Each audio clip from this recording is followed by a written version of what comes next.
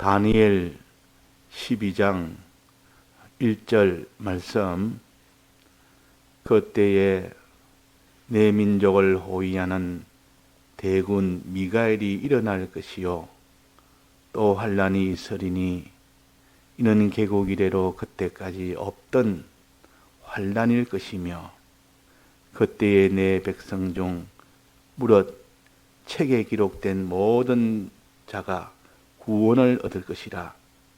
땅의 티끌 가운데 자는 자 중에 많이 깨어 영생을 얻을 자도 있겠고 수욕을 받아서 무궁히 부끄러움을 입을 자도 있을 것이며 지혜 있는 자는 궁창에 빛과 같이 빛날 것이요 많은 사람을 옳은 대로 돌아오게 한 자는 별과 같이 영원토록 비추이리라.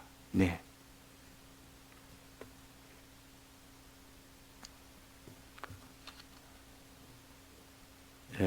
지혜에 대해서 우리가 바로 깨달아서 참 지혜 있는 자가 될 때 그 사람의 후회 없는 생활이 되고 그 사람이 나중에 참 존귀한 사람이 됩니다.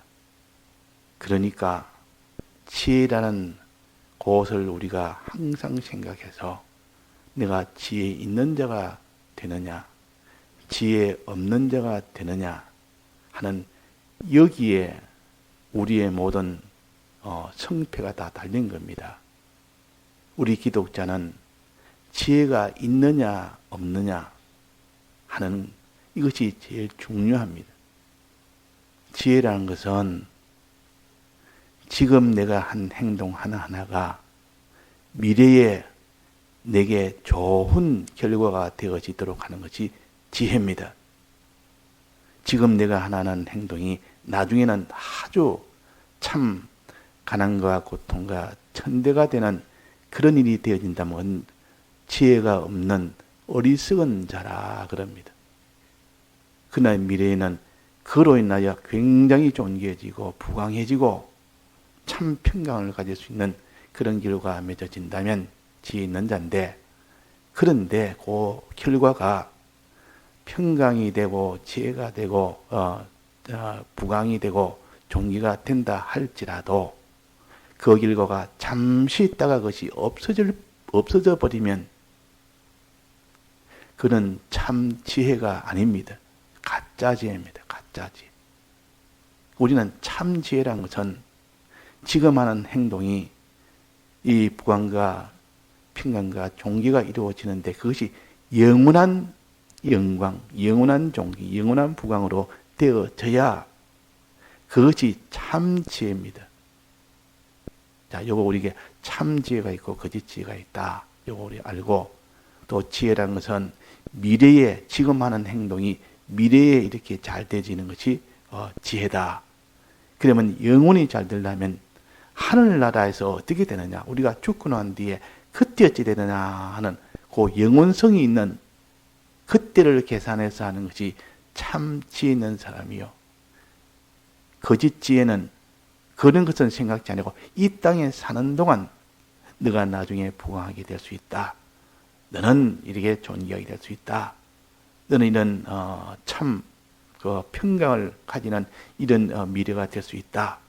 이래가지고 지혜를 줍니다. 사람들이 어리석게 이 땅에 잠시 있는 지혜인데도 그게 그냥 그것이 그냥 눈앞에 당장이 눈에 보이니까 멀리 보지를 못하니까 막 그 지혜를 떡 손에 거머쥡니다.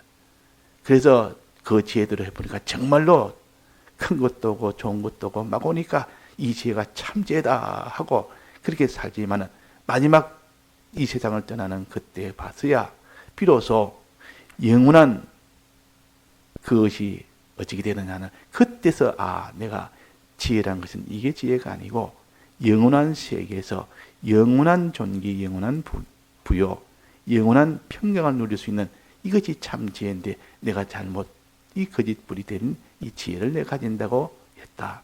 이것을 세상 지혜라고 합니다. 세상 지혜. 세상 지혜. 그러나 세상 지혜는 좋은지 명관이 영원한 참 지혜를 알 수 있는 하나의 교재는 됩니다. 가르쳐주는 좋은 교재가 됩니다. 세상에 있는 지혜를 통해서 영원한 하나님의 지혜를 우리가 배울 수 있는 하나의 그 학습 자료는 됩니다. 예를 들면 어떤 사람이 농사를 짓는데 그 농사 짓는 사람이 농사 짓는 마지막 씨 뿌리고 거기에다가 온갖 김도 매고 뭐 이렇게 풀도 뽑고 그도 물도 대고 1년 내내 수고를 합니다.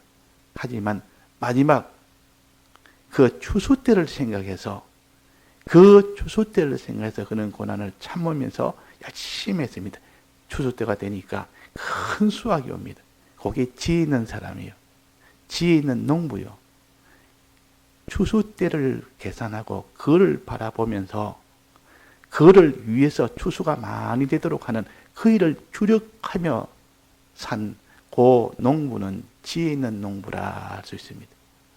지혜란 것은 이런 종류의 것입니다. 사업을 하는 사람도 자기가 지금 조그마한 구멍가게밖에 못하는데 내가 앞으로 큰 회사를 한번 이뤄보겠다. 이 소망을 가지고 그때 부강이 되고 아주 영광이 되고 그때 아주 평강이 되는 그런 것을 내가 한번 이뤄보겠다 해서 거기에 맞춰서 전부 다 그걸 꿈꾸면서 그걸 위해서 자기가 수고하고 노력하고 다른 데 일체 눈 안 돌리고 그 일에만 주력을 합니다. 밤낮 자기가 큰 기업체 되는 이 소망 가운데 힘써 한다. 나중에 그것이 다 이루어졌습니다. 이것이 내나 지혜입니다.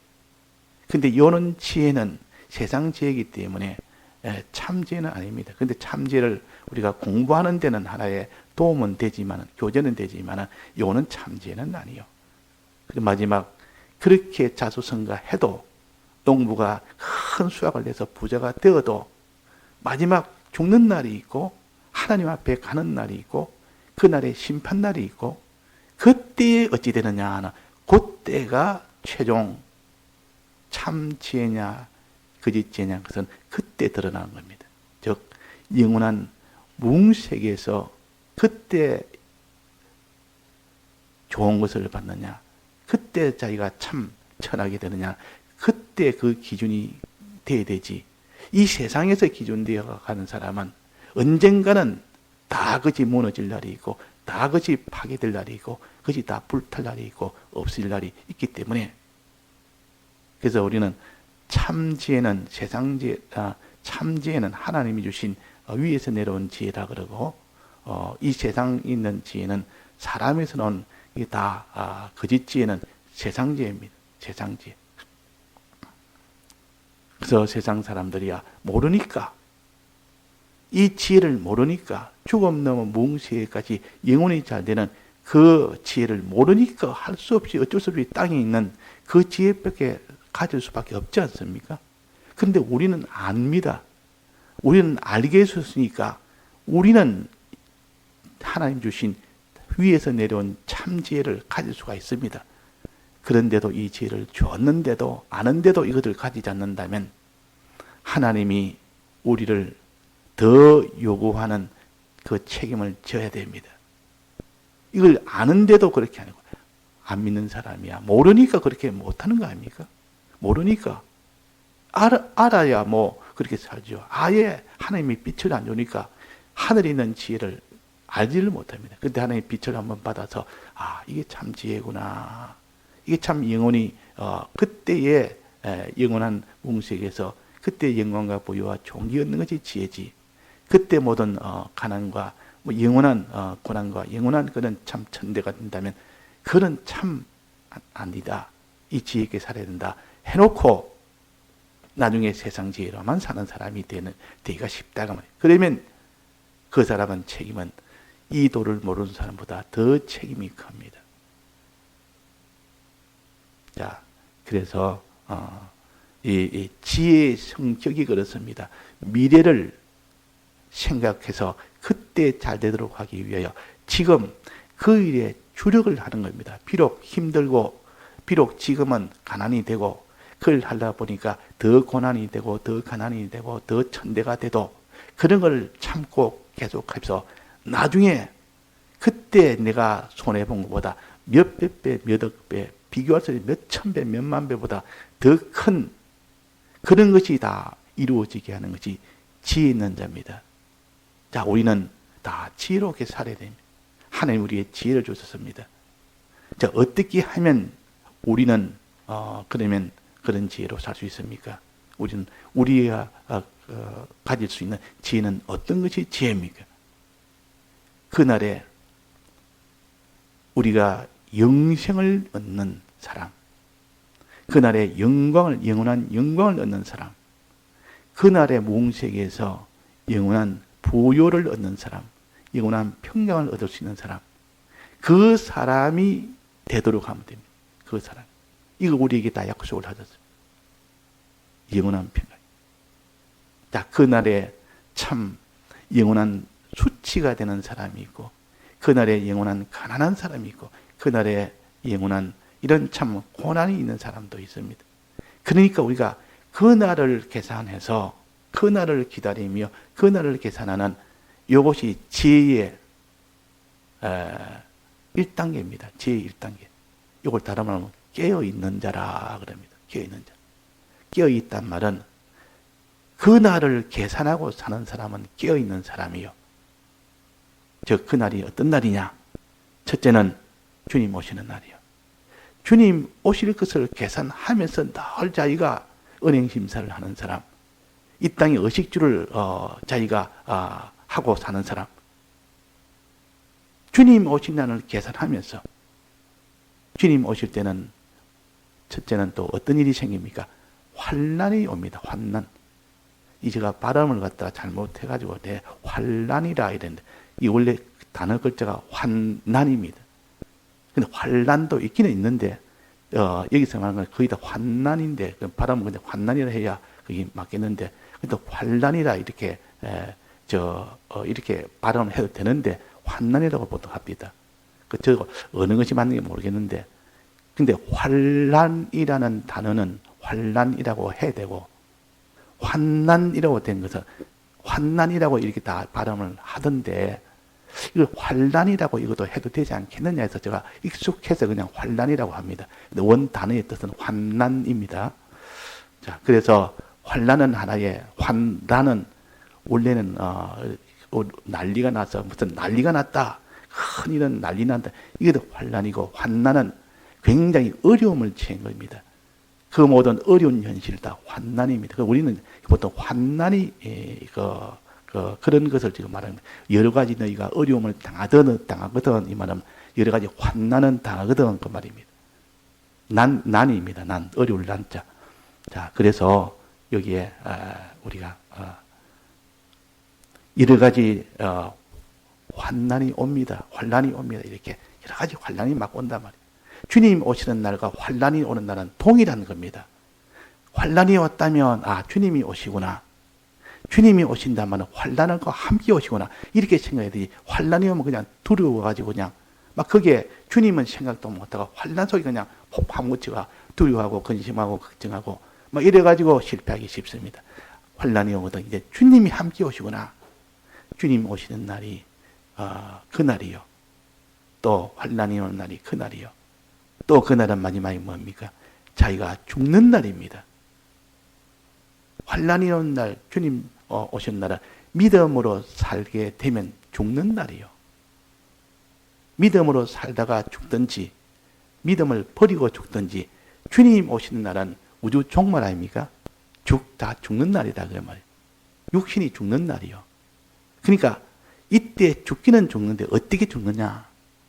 주를 위해서 믿음으로 살다가 죽는 사람이 있고 그냥 이 주를 버리고 살라고 발버둥 치다가 그래서 죽는 사람이 있고 이래 죽든지 다 죽기는 다 죽습니다. 그래서 주님 오시는 날은 환난 날은 우리가 결국은 죽는 날이다. 육신이 죽는 날이다. 또 하나는 그날은 다시 부활하는 날이다. 육신이 죽고 끝나는 것이 아니라 다시 부활하는 날이다. 부활해서 어떻게 합니까? 하나님이 심판하는 날이다. 지금까지 이 땅에서 산 것을 계산하는 날이다. 셈하는 날이다. 주인이 와서 우리 셈하자.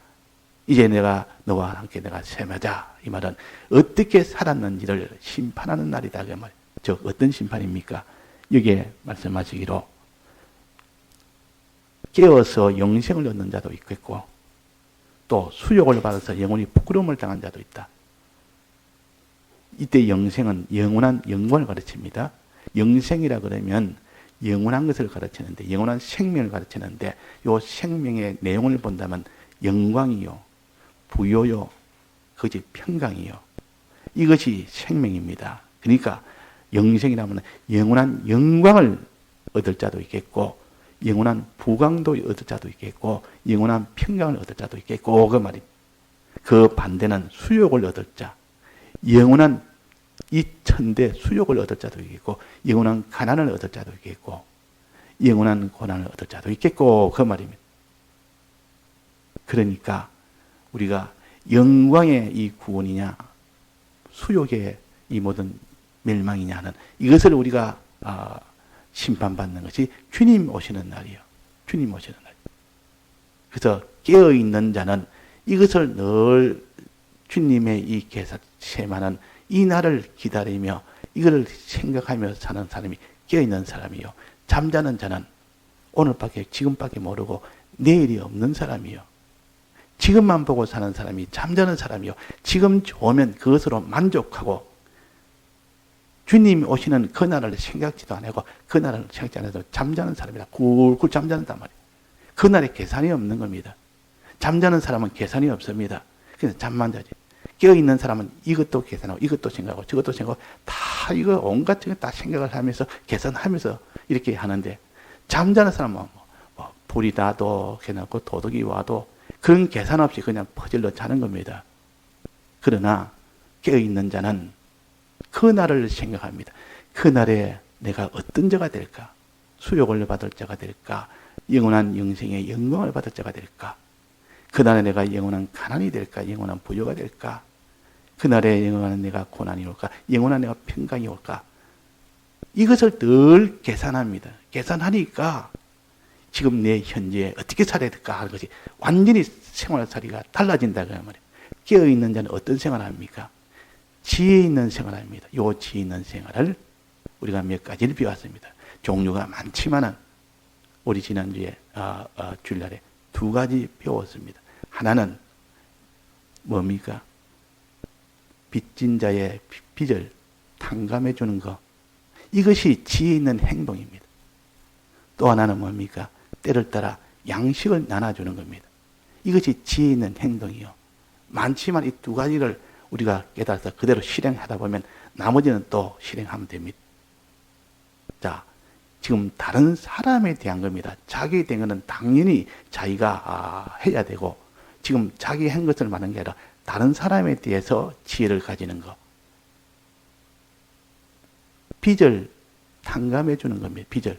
또 죄를 지었을 때 다른 사람이 죄를 지었을 때 그 죄를 회개하도록 도와주는 거다 그 말이에요. 회개하도록 도와주는 겁니다. 또 죄와 자꾸 싸워서 지니까 이기도록 도와주는 것이 그것이 빚을 탕감해 주는 사람이라. 자꾸 빚을 탕감해서 죄로 제 문제를 완전히 해결할 수 있도록 이렇게 도와줄 때 그 사람이 지혜 있는 사람이라. 왜? 나중에 어떻게 된다 했습니까? 자기가 이 셈할 때 이 모든 정직의 일을 다 못하고 그만둘 때 이 세상을 떠날 때고 말이에요. 그때 그들이 영접을 한다 했습니다. 그들의 빚 탕감을 받은 사람인 그 사람들이 와서 환영하며 영접을 한다. 그게 지혜라. 이때 탕감을 받은 자들이 와서 영접할 때 그것이 누굽니까? 탕감받은 그 자들이 누굽니까? 어린 소자에게 탕감을 해줬더니 주님이 뭐라 했습니까? 어린 소자에게 한 것이 곧 내가 한 것이다. 내게 한 것이다 그랬어요. 주님이 와서 영접해 준다 그 말입니다. 우리가 다른 사람 이 소자에게 죄를 지은 그 사람에게 죄를 회개할 수 있도록 내가 말 한마디 도와주고 물질 하나 들여서 도와주고 내가 그 사람한테 내가 살펴주고 내가 기도해주고 그것이 전부 하나님이 그날에 주님이 우리를 영접을 하는 겁니다. 내 어린 소자를 위해서 내가 그렇게 도와주었다. 그 영접받는 그날에 영접받아서 우리가 존귀한 자가 된다는 것입니다. 이게 지혜예요. 이게 지혜입니다. 그래서 우리가 다른 사람 위에서 우리가 단지 죄 중에 있는 사람들, 죄 중에 없는 사람이 어디 있습니까? 큰 죄, 작은 죄 차이가 있을 뿐이지. 아무리 신앙인 사람도 죄 중에 다 있죠. 작은 죄라도 있고 내면죄도 있고 다 있는데 이런 것을 더 밝히 보는 사람은 그것을 또 회개하도록 도와줘야 되고, 아직도 어린 사람은 다 눈에 턱 훤히 다 보이는 그런 죄가 많습니다. 그것에서 벗어날 수 있도록 하여튼 권면해주고 기도해주고 또 그 사람을 또 위로해주고 또 그 사람을 또 이렇게 여러 가지로 가르쳐주기도 하고, 그래가지고 죄에서 멀어지도록 하는 그 하나하나는 그날에 그들이 나를 자기를 영접하는 게 아니라 주님이 영접을 하십니다. 주님이. 또 어떤 지혜가 있겠습니까? 때를 따라 양식을 나눠주는 자. 그 집 사람에게, 그 종들에게, 하나님의 종들에게 양식을 나눠주는 사람. 주인이 가면서 내가 이제 갈 때 가고 이 양식을 잘 나눠주고 저들이 배고프지 않게 잘 이렇게 양식을 때를 따라 나눠주라 이랬더니 그대로 가고 난 뒤에 때를 따라 양식을 나눠줍니다. 이 양식은 무슨 양식입니까? 말씀의 양식이요. 성령의 양식이요. 성령을 받도록, 말씀을 먹을 수 있도록, 말씀을 전해주고 성령에 받은 것을 영감을 전해줘서 그들이 다 믿고 순종해 나갈 수 있도록 도와주는 겁니다. 도와주는 것. 그 하나하나가 전부 그것이 다 그날에 착하고 충된 종아, 지혜로운 정아. 네가 작은 것에 충성했으니 큰 것으로 내가 맡기겠다. 큰 것으로 맡기겠다. 하늘의 것으로 맡기겠다. 너를 부강하게 해주겠다. 너를 영광스럽게 해주겠다. 너를 영원한 평강이 되게 해주겠다. 그 말입니다. 이것이 지혜 있는 사람이에요. 그래서 우리가 지혜 있는 정신은, 지혜의 정신은 깨어있는 자가 먼저 되어야 되고, 깨어있는 자가 되고, 지혜 있는 행동은 어떤 행동입니까? 다른 사람의 이 죄에서 멀어지도록, 벗어나도록, 죄와 싸워 이기도록 도와주는 겁니다. 기도로 도와주고, 말로 도와주고, 자기 수고로 도와주고, 도와주는 것이요. 자기의 가족이든, 교인이든, 또, 동네 지인이든, 또 원수든, 또 어떤 사람은, 먹을 양식이 없는 사람한테 자꾸 말씀을 전해서, 너가 어떤 이 믿음으로 살아라. 어떠한 한 말씀대로 살아봐라. 그러면, 하나님이 너를 복을 주신다고 자꾸 이렇게 다른 사람을 그 집 식구들에게 주인의 집 식구입니다. 원래 그 다 주인의 것이요. 내 가족은 내 자녀나 내 식구도 실은 주인의 집 식구입니다. 주인의 종들입니다. 내 아내가 아니고 내 자식이 아니고 주님이 우리에게 맡겨놓은 겁니다. 또 교회도 그렇고 주님의 종들이요, 주님의 양떼들이요, 주님이 우리에게 맡겨놓은 겁니다. 그들에게 때를 따라 양식을 먹여줘야 되지. 먹든지 말든지 내만 잘 먹으면 됐다. 내만 은혜 받으면 됐다가 아니고 저 사람한테 어떻게 한 사람에도 은혜 줘야 되겠다. 이래가지고 그들에게 때를 따라 양식을 나눠줄 때 그 사람이 이제는 믿음으로 살고 의로 살 수 있도록 도와주는 그것이 때를 따라 양식을 나눠주는 지혜 있는 행동입니다.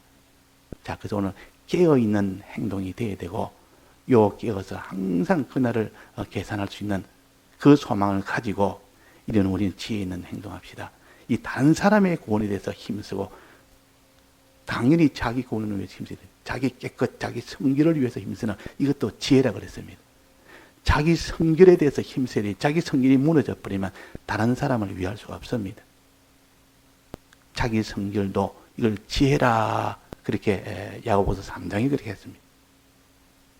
예, 다 같이 통성으로 기도하시다가 자유하시겠습니다.